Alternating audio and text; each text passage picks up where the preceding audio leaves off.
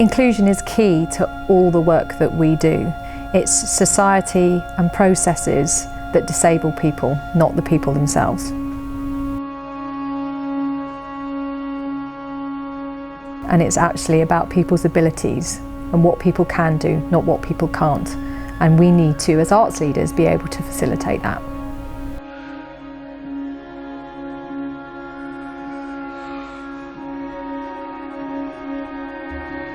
Changemakers was a fund initiated by the Arts Council and is a response to the acknowledgement that BME, Black, Minority, Ethnic and disabled artists are underrepresented in leadership in the arts sector. So they created this fund for organisations to be able to pitch, to be able to identify a changemaker, to work with them in the company and for us to support artistic leaders for the future. So we identified James Rose to be our changemaker from a very open application process and interviews. And once we identified James, we knew we had something really special, not just because working with an artist in a way that we don't normally work with as an orchestra, but his personality and his drive. And it felt that this was a time to say something significant and special to our sector about the way that we work with disabled artists.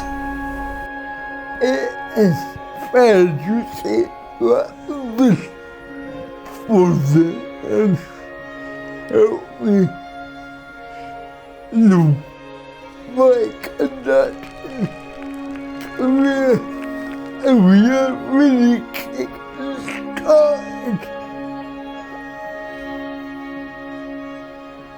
Something which has been picked up all the way around the world. It was really quickly identified that as a conductor and director, an artistic director, James needed an ensemble to work with. And although we have plenty of ensembles at the Bournemouth Symphony Orchestra, we wanted to maximise the opportunity to engage with disabled artists. So the decision was made to create a disabled-led ensemble, which then became BSO Resound.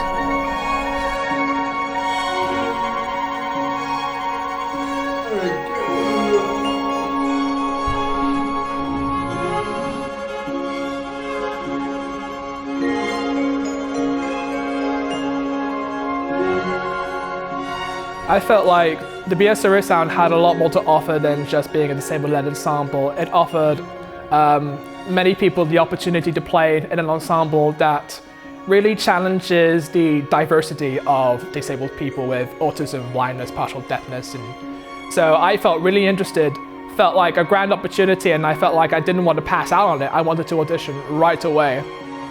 When we started this group, I thought, well, how on earth is this going to work? I never played in anything like it in my life, none of us had. Will it work? How is it going to work? How will James relate to it? And I've been amazed by actually how easy it's been, really. There are different types of people with different kinds of disabilities, and it definitely challenges me to learn every single one of them. I mean, when it comes to learning their advantages and disadvantages, because I feel like I can definitely offer my ability. Even though I'm autistic, it has its downsides, but it also has its upsides as well. Of course, we've had challenges and we've had to sort a lot out and, you know, build it up and get it to a high standard. But I think we've achieved a huge amount in the short space of time. I was offered the role of James Rose's mentor, and I tried to sort of be standing at his shoulder whenever I can to offer any advice.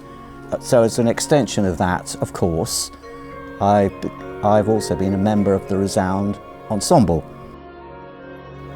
Plus, it also another mentor. He also supported me for developing a way of studying and working up schools, which is a very personal thing, unique. conductor. Well, as a conductor, you are the center of the attention. So it is a lot about communication, about making sure that you tell the story of the music that you want to share with both the musicians in front of you and the audience. Of course, with these first steps, there's a lot of questions that come up. I try to help him answer the questions that he might have. Being in rehearsals with Resound is a totally eye-opening experience as well, because in some ways they're exactly the same as any other ensemble. They have the same problems they have to overcome with the music, but they're totally unique in their own way as well, that they've found ways to help each other out, whether that's giving audio signals to each other, whether it's visual signals for others, finding bits in the music to help each other out. Part of what we really wanted to do was go and see young people and show them from really early on that disability is fine, this is what you can achieve as long as you work hard, no matter even if you have a disability or not. So part of that was to do schools tours. So we visited 4 schools in Poole and 2 in Corfe-Mullen, one of which was Lockyer's school that we were really, really lucky to go to. We had such a great audience there, so many questions that they all wanted to ask the ensemble that we just didn't have enough time to answer them all. But we got some really, really insightful, thoughtful questions as well. What inspired James to be a conductor? James, what inspired you to be a conductor? And it's just showing that from that early age, people don't see the disabilities. All they cared about was the music. So the BSO being so inclusive actually means it gets the best talent it can get. Nothing is viewed on whether it's physically capable to get somebody onto the stage or whether they can actually play the music with standard scores. It means that anybody, as long as they have the talent, they can do it. As long as they have the talent, we'll make it work. I think one of the interesting outside perceptions of symphony orchestras is whether they are as open and understanding of societal trends, because we're so focused on doing this amazing thing which is symphonic music. And I think one of the things that's sort of challenged us is to almost look back on ourselves and say, actually, are we looking and responding at societal trends and actually using our music, and where does music take place within that environment? All BSO employees, board and key stakeholders attended this half-a-day training with Tony Heaton, who's a specialist in delivering disability equality training, and that was hugely powerful. We had people at the beginning asking me about why they were there, why was it relevant to them, and at the end of it, people completely understanding now what the social model was, thinking about the barriers, thinking about disability not just being about physical disability, but actually all sorts of disability that affect people's day-to-day lives. As soon as you look at the social model of disability, you suddenly realise what we're missing as a company. And actually, a lot of the things that we thought were absolutely correct and normal and right actually aren't any of those things.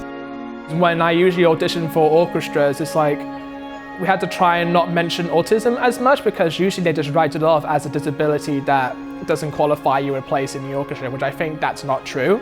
It's been totally life-changing for me personally, just working at the BSO, because they totally understand my own disability and it doesn't impact how they view me being able to do my job, whereas in other places before here it has.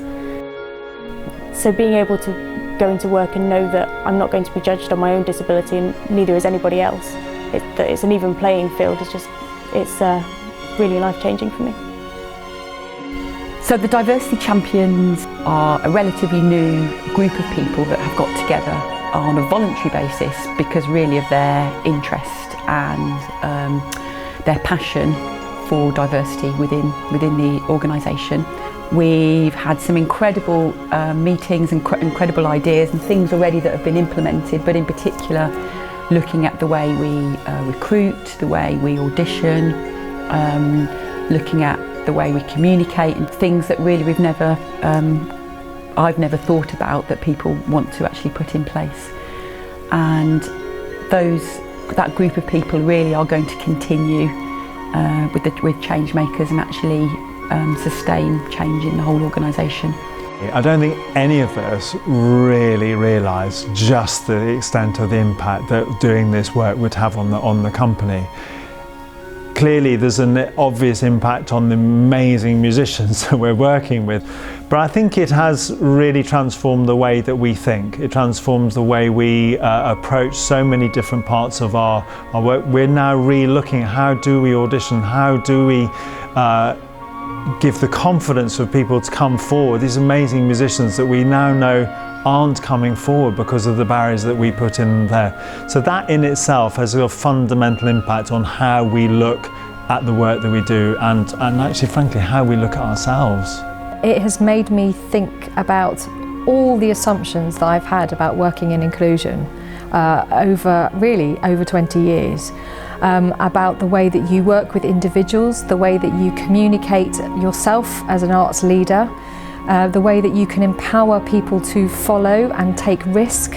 I've been amazed by the stories I've heard from individuals who I've met through this process, both positive and unfortunately incredibly negative, which has enabled me to reflect on the way that I work to make sure that I don't do the same things and put those people in compromising positions or by no intention put up barriers. So for me it's about looking at my practice and how I can very easily in some cases remove barriers there that prohibit people from participating and achieving their full potential. I think what has struck me is regardless of who you speak with, I'm BSO. Absolutely anyone who wants that is what I represent.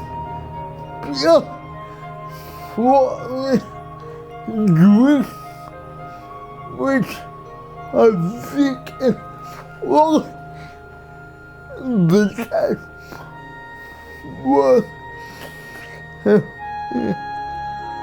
Even if we only help a modest number of people around the world, that would be a wonderful achievement. And we might end up helping a lot of people by, hopefully, I mean it sounds a bit blowing our own trumpet in a way, but by inspiring people that, you know, this is possible, you can do this. We are just musicians, that's what we do. Changemakers is just the start of the process. After this initial funding period for us, this work continues. It's embedded into us as a company. The position of champions will continue. We'll continue to look at the way that we work.